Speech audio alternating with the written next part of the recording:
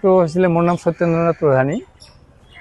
মই আজি 11:30 পৌনে 12টা মানত বেংকত 1.5 লাখ টকা উঠালোঁ। তারপরে পিছত হেৰি বেংকত মোৰ 1.5 লাখ টকা উঠাল আৰু যিটো বেগত মই টকাটো লৈছিলোঁ তাত আগৰে মোৰ মানে 26,000 টকা আছিল। ঘৰৰ পৰা বেগত আছিলে টোটাল 1,76,000 টকা। সেই টকাখিনি উঠাই ফেলে মই একদম বেংকৰ পৰা ডাইৰেক্ট চাইকেলেদি আহি হনুমান মন্দিৰৰ ওচৰত নামিলোঁ। এই যে গোলগঞ্জ বাজাৰ সোমাওঁতে যে হনুমান মন্দিৰটো আছে, হনুমান মন্দিৰটো আছে চাৰিআলি বাজাৰ সোমাওঁতে, তাতে মই মোৰ চাইকেল ৰাখি ফেলে মই হনুমান মন্দিৰত সোমালোঁ। তাতে এটা ধূপৰ পেকেট ল'লোঁ।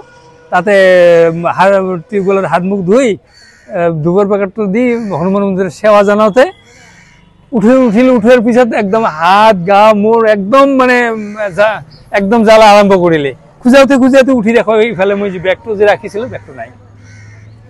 বেগটোত আছিল মোৰ কেছটো আছিল 1,76,000 টকা। তাৰপিছত মোৰ পাছবুক, মোৰ ৱাইফৰ পাছবুক, চেকবুক আৰু মোৰ বিশেষকৈ মানে পেঞ্চনৰ যিবিলাক ডকুমেণ্টছ আছে আৰু কি ফাইলটো, এই ফাইলটো মেইন ফাইলটো এই বেগটোতে আছিল। পিছা মানে দুজন ল'ৰা মই বেংকত থাকোঁতে বেংকৰ ভিতৰতে আছিল। মই তেতিয়া গম পোৱা নাছিলোঁ, কিন্তু বেংকৰ তলত দুটা ল'ৰা মোৰ ফালে খুব ফ'ল' কৰি আছিল। কিন্তু মই সেইবিলাক এৰি ফেলে একদম মানে চাইকেল উঠি একদম ধামধুম এইফালে আহিলোঁ মানে ঘৰত যোৱাৰ কাৰণে।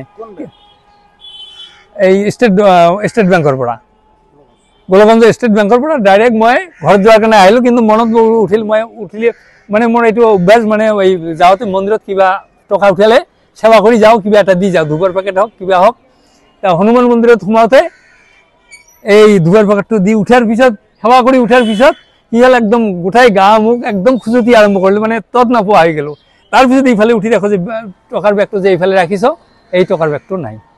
তো বেগটোৰ ভিতৰত মোৰ পাছবুক আছিল, মোৰ ৱাইফৰ পাছবুক আছিল, চেকবুক বহীখন আছিল, তাৰপিছত মোৰ পেঞ্চনৰ মানে যাৱতীয় ডকুমেণ্টছবিলাক এটা ফাইল আছিল, চববিলাক নোহোৱা হৈ গ'ল।